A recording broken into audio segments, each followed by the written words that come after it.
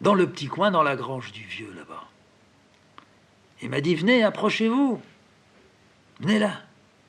Il voulait me montrer à tout prix quelque chose. Alors j'ai regardé, qu'est-ce que c'était? C'était une courroie. Un bout de courroie. J'ai dit, qu'est-ce que vous voulez faire de ça? Eh bien, mon vieux, parce qu'il m'appelait tout le temps mon vieux, c'est mon père qui l'avait. Et puis, c'est petit à petit qu'on l'a usé. C'est un cuir à nous. C'est un de nos bœufs. Hein? C'était lui, moi j'étais petit. Un bœuf qui s'était cassé une patte, il avait fallu l'abattre. Et puis, bah, la viande, il l'avait vendue. C'est normal. Mais il avait dit, je voudrais que tu me gardes un morceau de cuir. Parce que ça doit être un bon cuir, celui-là. Alors il avait ramené un bout de cuir après. Puis c'est lui qui l'avait... Il l'avait martelé. Hein, il savait faire. Il avait trempé, lavé, gratté. Puis à la fin, bah, ça avait fait une belle plaque de cuivre. Hein. Alors j'ai dit, du cuivre ou du cuir? Du cuivre. Mais non, ce que vous me montrez là, c'est du cuir. Mais c'est pareil. Ah bah je lui dis non, le cuivre, c'est du métal. Et ça, c'est de la peau. Moi, c'est tout pareil. Ben, vaudrait mieux me demander à quoi je vais me servir de ça. À quoi vous allez vous servir de ça? Oui, ben je sais pas. Ben je vais vous le dire. Eh ben oui. Eh ben demandez-le-moi. Oh, ben je lui dis, vous faites comme un gamin là, hein? Eh ben je vais faire comme une protection pour le char quand on rentre le foin derrière. On tend les cordes. Vous avez déjà vu ça? Oui. On tend les cordages sur le rouleau pour que ça retienne bien les bottes. Ou même le foin, quand il n'est pas bottelé, ça fait rien. Si c'est celui qu'on va donner à manger tout de suite, c'est pas la peine qu'on perde du temps à le botteler. Oui. Et bien le cordage sur le bois, ben il s'use. Oui, alors il faut en changer. Eh ben non. C'est des cordages qu'on a qui datent d'avant mon père, de son père à lui. Ah, c'est pour ça que vous mettez du cuir. Ouais. On met du cuir dessus, et puis on fait des butées aussi en cuir. Alors le cuir, on le change tous les 5, 6 ans, 10 ans. C'est là-dedans, dans la peau du bœuf. On les a toujours tirés. Il n'y a que moi qui sais faire ça. Alors il montre comment il va faire. Il va couper. Il va faire des trous pour le bout. Il faut que ça s'aère. Parce que ça peut recevoir la pluie, puis ça va pourrir de soupe. Une fois que c'est en place, c'est en place. Il ne faut pas le retirer. Puis il faut qu'il reste souple. Alors il avait bricolé avec un petit tube pour faire comme des petits trous, des petites rondelles, comme un découpeur à l'usine. Puis avec un gros marteau, toc, toc, il aurait fait ses trous bien nets, pas du tout échardés ni rien, pour que les cordes, quand elles viennent dessus frotter, n'entraînent pas des petits morceaux de cuir. Moi, j'avais une pince à trouer chez moi, parce qu'à un moment donné, on avait, avec Cécile, décidé qu'on allait essayer de faire des sacs en cuir pour les vendre. Parce qu'on a tout essayé, hein. Alors j'avais acheté. Il y avait 6 trous, je l'ai encore. Du plus petit au plus gros. Je lui dis, mais des trous comme ça, moi j'ai la pince, et avec une pince, tac, on fait, oh là là, laissez-moi avec votre pince. Je fais bien mieux, moi, comme je fais. Il m'a fait l'exemple, c'était effectivement mieux, peut-être pas, mais pour lui, oui, sûrement. Puis pendant qu'il était près de la fenêtre, en train de taper pour faire ses trous, il a relevé la tête. Alors on voyait les champs, on voyait la maison, la nôtre, de là où il était. Ah, il me dit, il y a quelqu'un qui marche sur la route, hein? Je dis, oui, oui. C'est pas votre femme? Je dis, comment vous voulez la voir? Vous voyez pas clair. Ah non, mais je connais son pas. Oh, vous m'étonnez, elle a pas des bottes, elle. Ah non, mais vous allez voir, c'est elle. Derrière nous, l'odeur, par la chaleur qui rentrait maintenant, l'odeur était devenue encore beaucoup plus violente qu'avant. Je lui dis, il faudra faire un courant d'air. Hein. Quand vous allez aérer, il faut laisser ouvert ici, puis ouvrir la porte de la... Ouais, c'est ça, pour que ça casse tout. Non, mais pour chasser les odeurs. Oh, vous et vos odeurs. De temps en temps, il y avait une des vaches qui tirait sur la chaîne.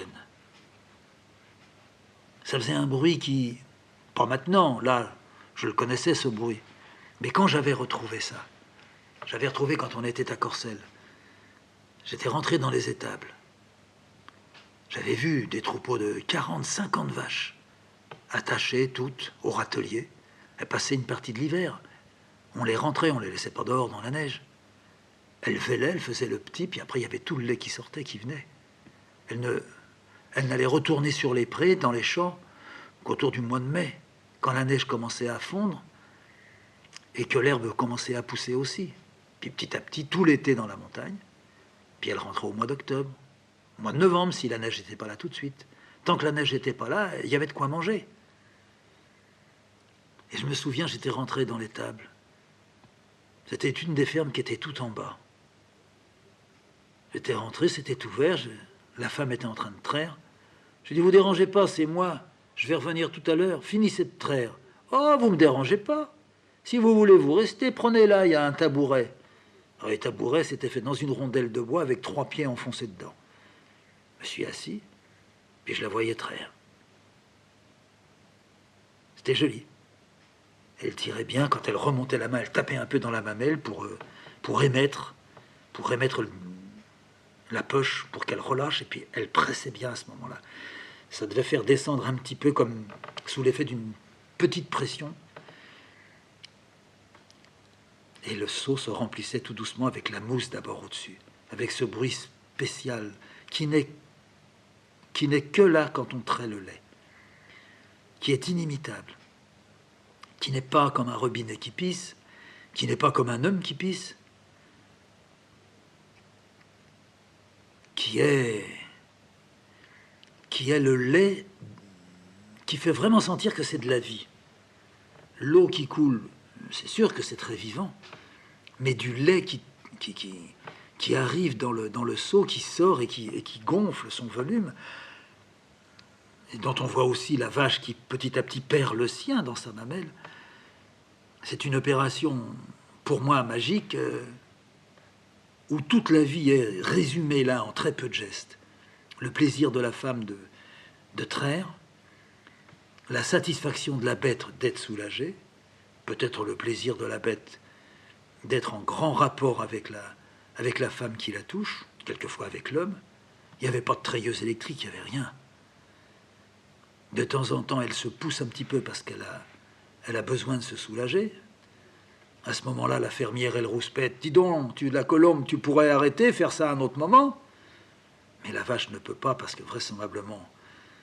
Et moi, une fois, je l'ai dit justement à la fermière, je lui ai dit, vous savez, quand elle bouse, et puis que je suis en train de la traire, oh, je trouve ça dégoûtant. Non. À mon avis, vous savez ce que c'est parce que vous lui faites en même temps du bien. C'est comme un plaisir. Elle se soulage, mais par plaisir. Oui, mais pour y attendre, c'est une bête. Oui, ça c'est vrai. Oui, mais c'est vrai aussi que quand on les touche, elles aiment, hein. Oui, alors justement, si elles aiment, elles vous montrent qu'elles aiment. Oui, oui, mais vous savez, quand ça éclabousse et puis que ça vient dans le lait, moi, le seau d'eau, il est foutu. Ah, vous n'essayez pas de ressortir. Ah non. Ah non, non, non, non. S'il est tombé de la bouse dedans, si c'est au début, bon, bah c'est rien, on jette, on rince, on nettoie la vache derrière. Une fois qu'elle a bousé, elle ne bousera plus, hein. Mais si c'est quand le seau est plein, c'est pareil. On va le porter aux cochons. Parce que les cochons, ça peut bouffer ça. Mais le lait est foutu, on ne peut pas.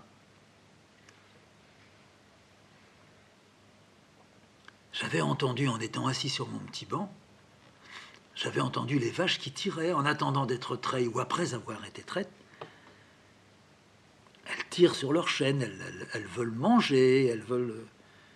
Parce qu'on leur donne à manger après la traite, pas avant. Alors elles s'impatientent.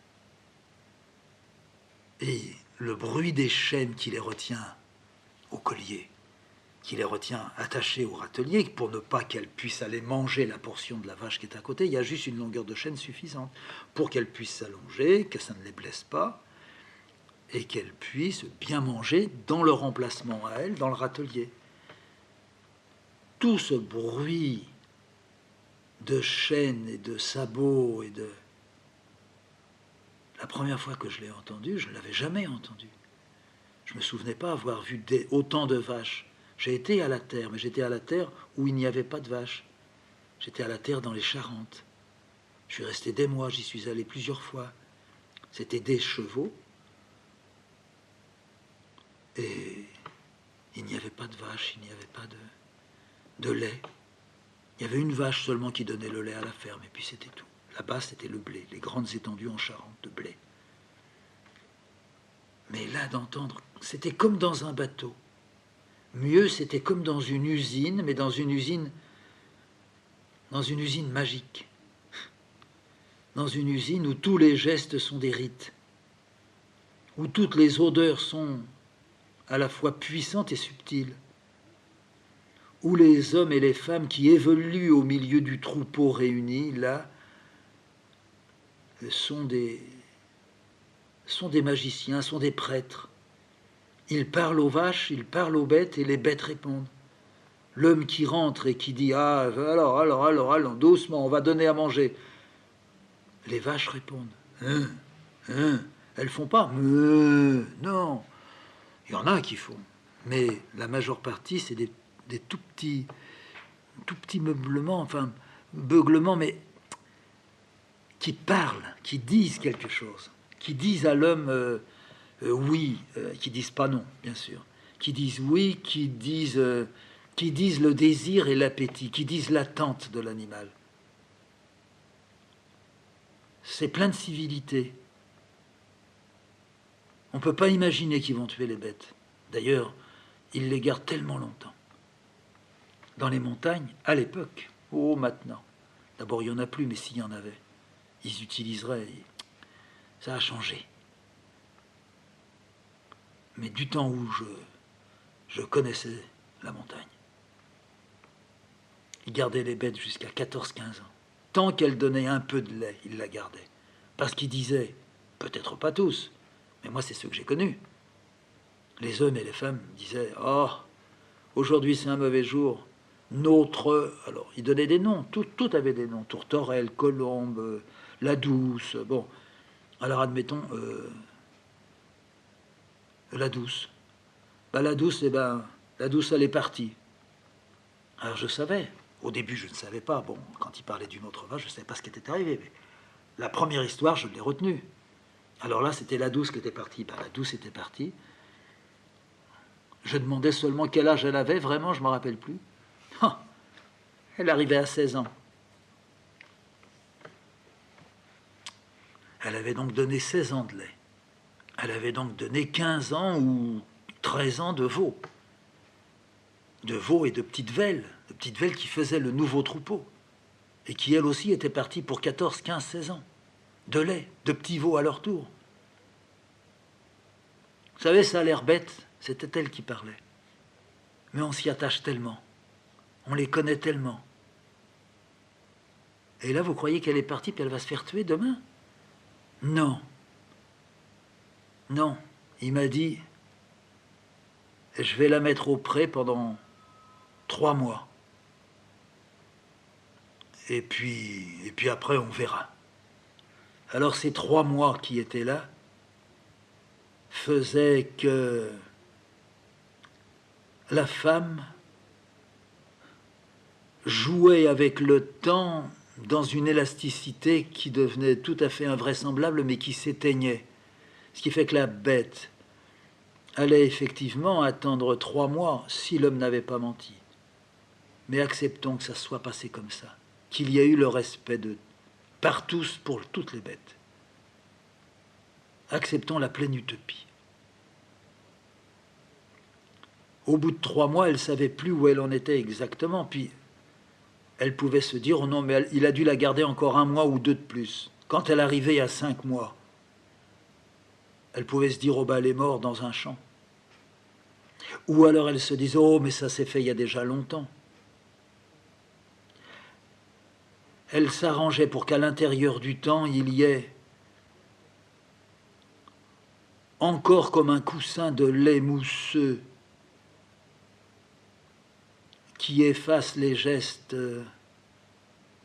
l'acte, lui représentant sa bête tombant sous un coup de masse et saignée, sentant qu'autour d'elle il y a du sang et que elle est tombée dans un enfer, elle qui était avant avec une femme qui la trayait en lui flattant les flancs, en lui regardant les dents pour voir si elle avait pas mal, en soulevant la patte et même en se prêtant à ce que la patte soit soulevée par la femme, alors qu'elle pesait 500 kilos, 600 kilos, avançant comme en douceur, comme en délicatesse. Je voulais vous dire, ça c'est le vieux qui parle. L'autre jour, oui, vous vous souvenez, on parlait. Vous savez, dans un champ, je comprenais pas. Il était là à contre-jour. Il me rappelait la vache avec le merle entre les cornes. Le soleil rentrait derrière sa tête. Il était entouré d'un halo. C'est autre chose que la vache, là. Il est vieux, le visage buriné, la casquette tordue, des lunettes qui servaient à rien, une moustache un peu qui tombait, plein de points noirs sur le visage. Voilà, dans un champ, c'est lui qui parle. Et je vois ça depuis que je suis né ici, sur la terre. Il s'était appuyé à l'établi. Il avait lâché ce qui tenait. Il était beau à voir. Son vieux froc qui pendait, un gilet. Il avait un vieux gilet, rayé noir et blanc, noir et gris. Sa chemise bleue, tout usée au cou, bien serrée. Il a bougé sa main. Il s'est mis à tripoter un petit peu sa courroie. Petit à petit, tout seul en s'appuyant sur l'établi, il l'a roulée, enroulée.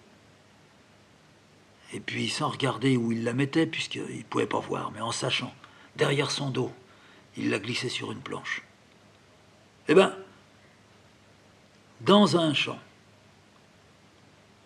Alors j'attends le reste. Puis il parle pas. Je lui dis, j'écoute, hein. Je suis là. Oh, ben je sais bien que vous êtes là. Je dis, bah alors, qu'est-ce qu'il y a dans un champ? Il y a des vaches? Non, dans un champ où on a semé. Du blé, ou de l'avoine, de l'orge. Ben alors, il me tournait le dos. Il passait sa tête vers la fenêtre. La lumière, de nouveau, l'enveloppait, mais il était de dos, il était dans l'ombre pour moi. Il avait le dos encore droit. Sa chemise, puisqu'il était en gilet, descendait le long de ses bras, à partir des épaules. Il avait appuyé une main près de la fenêtre. Je savais très bien qu'il ne voyait pas, mais il voyait loin, là. Surtout en me tournant le dos. Il était bien au-delà de ma maison. Dans un champ, il continue. Vous le savez? Ben oui, vous m'avez dit dans un champ où on a semé du blé ou de l'orge. Dans un champ, il y a même des orties. Hein?